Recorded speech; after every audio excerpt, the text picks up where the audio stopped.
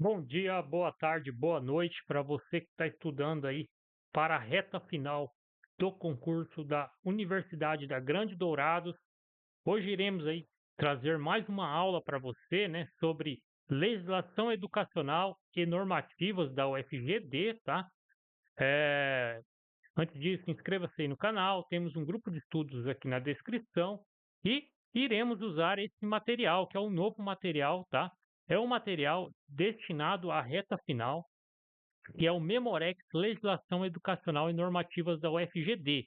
Temos aqui, né, ah, as 5 legislações de legislação educacional e normativa, né? E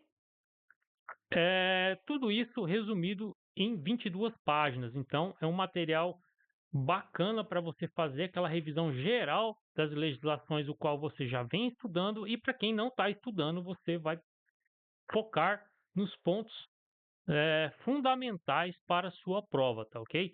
Quem, quem tem interesse de adquirir esse material, temos o link na descrição, tá? Esse material ele faz parte da reta final estratégica UFGD, né? Que tem os principais itens do edital de conhecimentos gerais, né? De português, informática, administração pública e ética de servidor público, né? Conhecimentos gerais de Dourados, terá conteúdos em videoaula, teremos aí um curso como você se preparar na reta final, teremos o grupo VIP que terá conteúdos e dicas na semana de prova e o aulão de véspera. Tudo isso para quem adquirir o nosso reta final estratégico, né, estratégica UFGD. Vamos lá, iniciarmos aqui, né, a nossa aula, que é a Constituição da República Federativa do Brasil, né? O qual é cobrado o capítulo da educação, artigo 205 ao 214. Educação básica, né? A educação básica ela é um direito de todos e dever do Estado e também da família, né? Então, não é somente o Estado, sendo promovida e incentivada com colaboração da sociedade. O objetivo da educação básica é o pleno desenvolvimento da pessoa, seu preparo para o exercício da cidadania e sua qualificação para o trabalho. Então, leve isso para sua prova. O objetivo da educação básica é o desenvolvimento da pessoa, né? O exercício da cidadania, o seu preparo e a qualificação para o trabalho, tá ok? Vamos lá, continuando aqui. A educação básica, né? Ela será efetivada, né? Mediante a garantia, né? A educação básica ela é obrigatória e gratuita dos 4 aos 17 anos, tá? Leva para sua prova que isso as bancas adoram cobrar.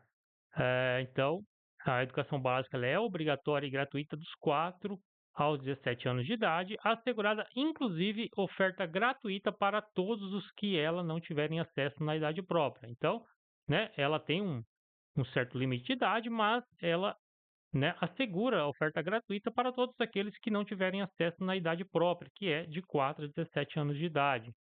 Progressiva universalização do ensino médio, então, né, a educação básica ela será efetivada mediante a garantia de progressiva universalização do ensino médio gratuito, atendimento educacional especializados aos portadores de deficiência, preferencialmente, leve isso para sua prova, na rede regular de ensino, né?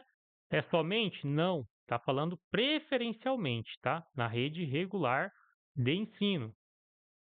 É, Também, continuando aqui, né? A educação básica será efetivada mediante a garantia de educação infantil em creches e pré-escola, as crianças até 5 anos de idade. Leva para sua prova. Vamos continuarmos aqui. E também terá o acesso, né, ao ensino obrigatório e gratuito. É um direito público subjetivo. Direito público subjetivo, né? É um direito público subjetivo você ter acesso ao ensino obrigatório e gratuito, tá? Vamos lá, continuarmos aqui. A União, os estados, o DF e os municípios organizarão em regime de colaboração seus sistemas de ensino, né? Nosso material ele é focado naquilo que tem maior probabilidade de cair. Então, né, muito cobrado por questões, né, sobre isso. A União, os estados, DF, os municípios, né, eles terão regime de colaboração em seus sistemas de ensino, né? Haverá uma colaboração mútua entre eles. Os municípios atuarão prioritariamente no ensino fundamental e na educação infantil, né? Enquanto os estados e o DF, né, atuarão prioritariamente, né, prioritariamente no ensino fundamental e médio. Isso aqui não cai em prova, isso aqui despenca, tá? Se você for analisar, né, há muitas questões cobrando esse tópico da Constituição Federal, então leve para sua prova, né? O que temos em comum aqui, né? Lembra primeiramente que é prioritariamente, tá? É uma prioridade. Perceba que o ensino fundamental está presente, tanto, né, como prioridade dos municípios, né? Tanto quanto a prioridade dos municípios, quanto como prioridade do Estado. Então, você vai ver o que é diferente do ensino fundamental. O município está atribuído à prioridade do município, ensino infantil, e o ensino médio está, né, atrelado. Espera aí que eu aumentei a minha seta aqui. O ensino médio está atrelado, né, ao prioridade dos estados do DF. Então, se você lembrar da educação infantil relacionada aos municípios, você vai acertar essa questão. Ensino fundamental e médio, né? Esse ensino médio, na verdade, que o fundamental é presente nos dois, você lembrar que está atrelado aos estados e ao DF prioritariamente, tá? Então, leve para a sua prova. A União, os estados, o DF e os municípios têm o dever de financiar a educação, tá?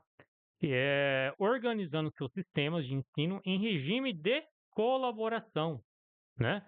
Cada ente federativo deve aplicar um percentual mínimo.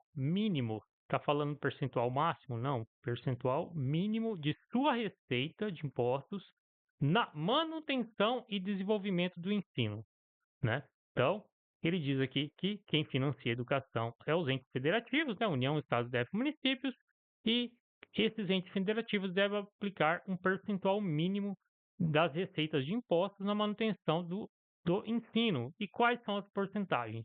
A União deve aplicar minimamente 18%, Estados, DF e municípios 25% das suas receitas de impostos, tá? Minimamente. Então, é até 18%? Não. Se colocar até, está errada a questão. Então, leve para a sua prova esses dados. E agora vamos falar do Fundeb. O que é o Fundeb? Primeiramente, você tem que saber o que é o Fundeb. É o Fundo de Manutenção e Desenvolvimento da Educação Básica, né? E de valorização dos profissionais da educação. Então, falamos de Fundeb, estamos falando aqui do Fundo de Manutenção e Desenvolvimento da Educação Básica e de valorização dos profissionais da educação. Também desempenha um papel crucial na busca pela qualidade do ensino. Então, né, ele busca a qualidade do ensino e a Constituição determina que a União deve complementar os recursos do Fundeb, né, que é o Fundo de Manutenção e Desenvolvimento da Educação Básica, né, e valorização dos profissionais da educação. Então, a União deve complementar esses recursos do Fundeb para garantir um valor mínimo por aluno em cada rede de ensino. A aplicação dos recursos do Fundeb, com ênfase no pagamento dos profissionais da educação em despesas de capital, né? Então, a aplicação desses recursos do Fundeb, ele tem ênfase nesse pagamento de profissionais da educação de despesa de capital, visa garantir condições necessárias para a oferta de uma educação de qualidade, tá? Então, só leve em conta o conceito aqui do Fundeb, tá? A gestão dos recursos do Fundeb é realizada por estados e municípios, que devem aplicar os valores em seus respectivos âmbitos de atuação prioritária, conforme definido na Constituição. A lei estabelece pelo menos 70% dos recursos, 70% dos recursos do Fundeb devem ser destinados, né, ao pagamento dos profissionais da educação básica em efetivo exercício. Então, 70% desses valores aí. A complementação da União ao Fundeb é de no mínimo 23%, né, do total dos recursos, com o objetivo de garantir o mínimo por aluno em cada rede de ensino. Além disso, a Constituição prevê a utilização da contribuição social, né, salário e educação, como fonte adicional de financiamento para a educação básica, né. No entanto, é vedado o uso desse recurso para o pagamento de aposentadorias e pensões. Então, pode cair na sua prova, né, o qual é proibido aí o uso aí dessa renda do Fundeb, que é, né, a proibição é quanto ao pagamento de aposentadorias e pensões. E agora vamos falar aqui da que está presente aqui na nossa Constituição Federal, da autonomia universitária. Autonomia universitária. Vamos lá ao artigo 207, que garante às universidades, ela tem autonomia didático, científica, administrativa e de gestão financeira e patrimonial. Esse princípio ele garante, né, a liberdade das universidades para definir seus currículos, né, métodos de ensino, organização administrativa e gestão de seus recursos, né. Então, a nossa Constituição garante essa autonomia didático-científica, administrativa e de gestão financeira e patrimonial, né. Então, vamos aqui continuarmos aqui, né. Quanto à indissociabilidade entre ensino, pesquisa e extensão, é outro princípio fundamental para as universidades, o qual se você verá isso nas demais legislações relacionadas aí ao FGD, e sempre estará ali a indissociabilidade do ensino, pesquisa e extensão, né? E é assegurado nesse artigo também na Constituição Federal. O que significa isso? Que as universidades devem integrar, né, essas três dimensões em suas atividades, promovendo a produção de conhecimento, a formação de profissionais e a interação com a sociedade, tá ok? Então, finalizamos esse artigo 217 e vamos aqui para outras disposições relevantes, né, que no parágrafo 1º do artigo 17 faculta às universidades a admissão de professores, técnicos e cientistas estrangeiros, né? Pode cair na sua prova que ah, não é possível a contratação de professores estrangeiros ou somente brasileiros natos ou naturalizados poderão ser admitidos como professores da Universidade Federal. E isso estará errado, tá? Porque é facultado às universidades a contratação tanto de professores, técnicos e cientistas, o que demonstra uma abertura para a internacionalização do ensino superior, né? Isso nem lógica teria, né? Porque esse conhecimento aí de outros países, outras culturas, enriquece ali, o conhecimento produzido aqui no Brasil através das universidades. E aqui vamos ao artigo 207, parágrafo 2º, que estende as mesmas prerrogativas de autonomia às instituições de pesquisa científica e tecnológica, né? Então, eh, então vamos continuarmos aqui e temos uma observação. A Constituição não define um percentual mínimo de investimentos para o ensino superior, tá? Diferentemente da educação básica. Então, né, já analisamos na educação básica a porcentagem ali, né, tanto do município quanto do estado, porém na educação superior não há esse percentual mínimo, tá? Por mais que haja ali um investimento, né, na educação superior, não há um percentual mínimo de investimento. E aqui vamos para o artigo 14, né, que diz que a lei estabelecerá o Plano Nacional de Educação de duração decenal, né, com o objetivo de articular o Sistema Nacional de Educação, né? Então temos aqui que a lei estabelecerá o Plano Nacional de Educação de duração decenal com o objetivo de articular o Sistema Nacional de Educação em regime de colaboração e definir as diretrizes, objetivos e metas estratégias, né, de implementação para assegurar a manutenção e o desenvolvimento do ensino em seus diversos níveis, né, etapas e modalidades, por meio de ações integradas dos poderes públicos das diferentes esferas federativas que conduzam a.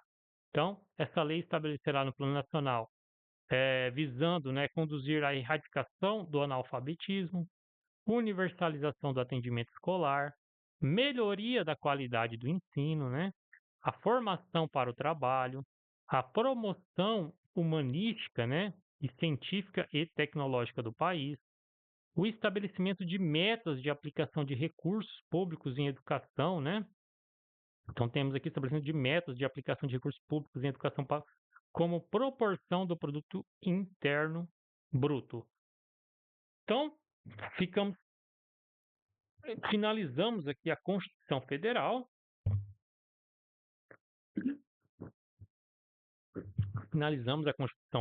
né? Principalmente focado na educação, o qual já é cobrado, e já vamos aqui para, né, a segunda lei, que é a